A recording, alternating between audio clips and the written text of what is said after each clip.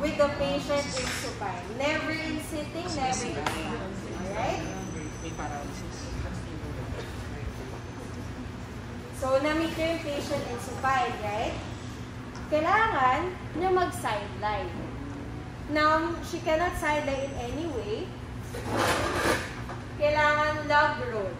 Because we are in the context, that there is spinal instability. Clear? Alright. Hawak mo, both leg and shoulder. Okay? Kung hindi naman paralyzed to, pwede ka pelvis and shoulder. Okay? Okay, ma'am. Ready? We will turn to your right. 1, 2, 3, roll. Siyempre, huwag yung gagawin to kasi malapit. For purpose of demo. Clear? Clear. Don't fixate on the video. Please pay attention. Okay? For now, lapit ka lang muna kunyari. Huwag yung gagawin yun.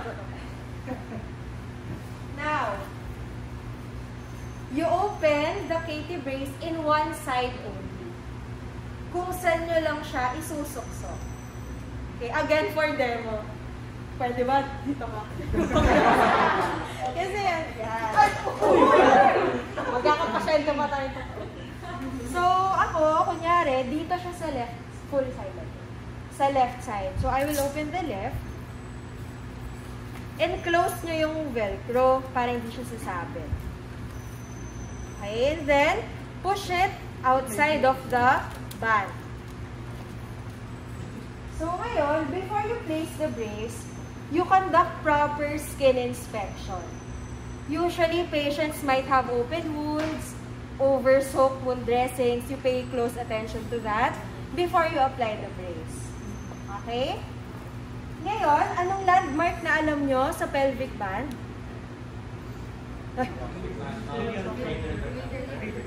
Okay. It's between the iliac crest and the greater trochanter.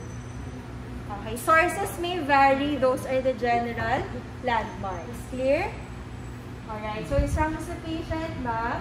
Meron lang po tayo ikakabit na brace. Makaka-feel lang po kayo ng DL sa likod nyo.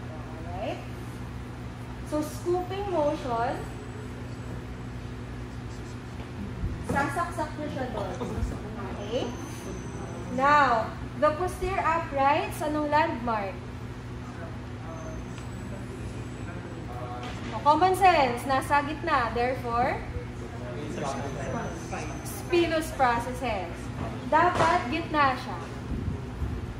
Once the brace is scooped already, place the band in front. Arrange sa shoulder strap.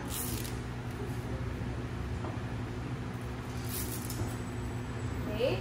Yung dinadagan nyo ng shoulder, make sure you place it agad. Alright. Now, here comes the crucial part. Ito yung part na minsan masakit sa patient. Okay? So, ma'am, babalik po kayo ng nakatihaya. Dadaganan nyo po yung brace. Okay? 1, 2, 3. So, expect uneven yung brace sa umpisa. Okay? Kaya mo up. Yeah. So, may times, may times, kailangan niya ulit mag-sideline. Okay? Pero kung... Ay, may question.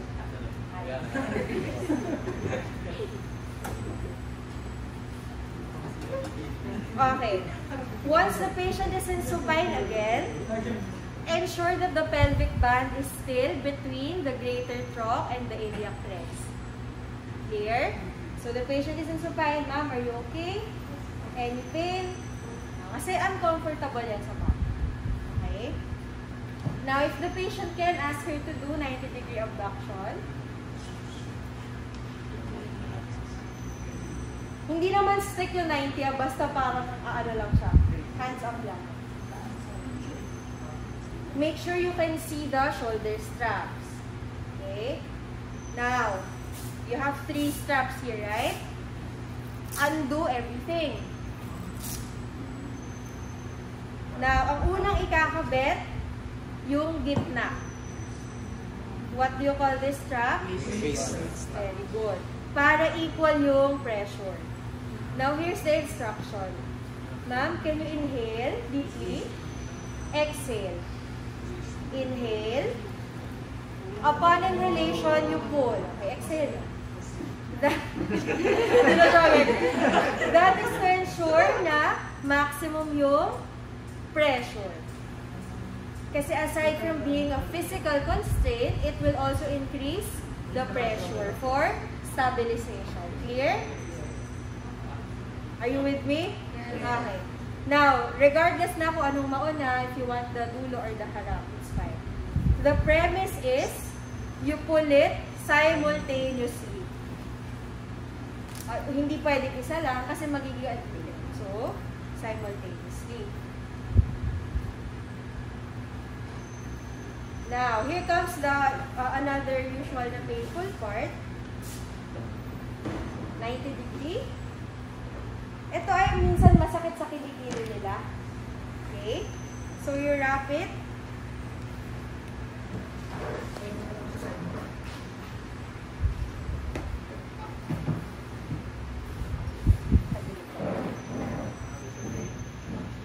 Hindi ko lang makikita nyo, lapit na lang kayo. Yung mga kayang lumapit. So, this one, i-wind nyo, hatak dito. So, usually yung patient, sana naka-shirt kasi masakit siya sa skin dito, sa axillary plexus. Not necessary po bang pa-side guide? Hindi naman. Kasi stable naman yung spine gagawin. So, on the other side, okay. So, silip lang kung nasa tama. Wind.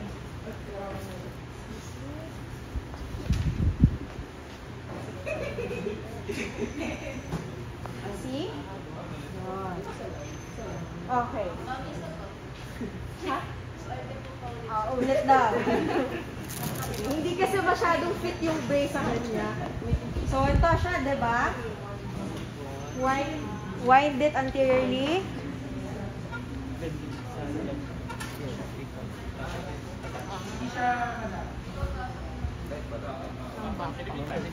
Yeah.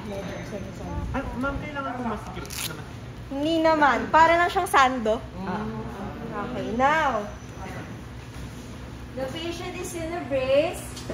Kunyari muna, independent siya mag-long sit, ha? Sige, 1, 2, 3, long sit ka. So, for demo purposes only, do not do this suddenly sa patient. Harap ka dito sa board. You notice the positions of... Sorry, naka-word akong pasyente ka talaga. Okay, notice the posterior upright. Is it center? Centro ba siya? At the best capacity of the brace right now. No. The shoulder, nasa shoulder talaga. The pelvic band, nandun naman talaga siya sa greater trach to iliac crest. Now, we released a specific checkout form. Alright, Ma'am Ella prepared it for you. You read it so you have a general knowledge on how to do the checkout. Okay? Ma'am, kaya mong harap? Paibat ka? Hindi, harap ka sa akin. Masyado ba? Hindi naman po. Alright. The bands are in place. The abdominal support is on the center also. Can you abduct bilateral 90? Ay, 90 lang. Okay lang. So, usually, ito ay masikip. Okay? Usually, ano din yung elbow shoulder nila. Pero doesn't really matter kasi ito ay stable. Clear? Now, merong kapatid yung 80 brace. What do you call this? Letter C. Chair back. Very good. Kanina pa sila tama magsagot ng brace. I love it. So, chair back is literally the same. Tinanggal lang yung shoulder components. Ibig sabihin, in terms of body region, what kind of orthosis is this? Very good. Nawala yung thoracic restraint. Very good. That's it.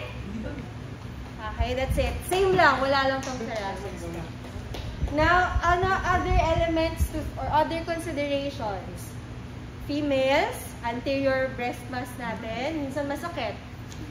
So, you can put a thin layer of clothing. Dito.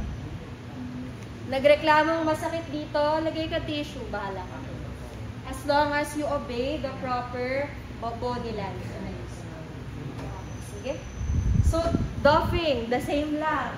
Supine. Kunyari, kaya niya. Supine. Okay.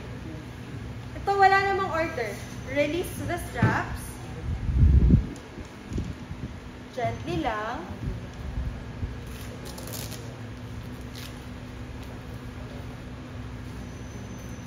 Now ito, one side lang yung alisin para hindi mawala. Okay? Kung saan magsasidela yung patient. So, for example, nagsidela siya pa right. Go. Hata ko lang.